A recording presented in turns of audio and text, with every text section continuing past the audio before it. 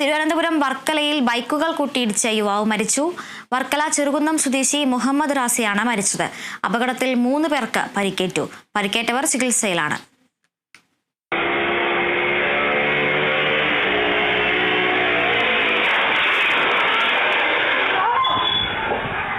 വട്ടപ്ലാമൂട് തച്ചോട് റോഡിൽ ഗവൺമെന്റ് ITIക്ക് സമീപമാണ് കഴിഞ്ഞ ദിവസം വൈകിട്ട് അപകടമുണ്ടായത്.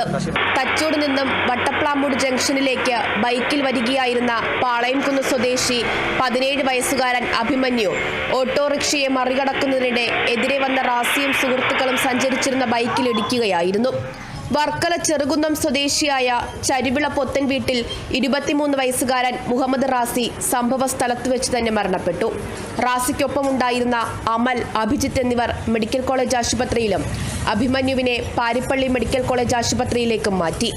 മരണപ്പെട്ട മുഹമ്മദ് റാസി, ചികിത്സയിലുള്ള അഭിജിത്ത്, അമൽ എന്നിവർ ഫുഡ് ഡെലിവറി ബോയ്സായി ജോലി നോക്കുന്നവരാണെന്ന് പോലീസ് പറഞ്ഞു.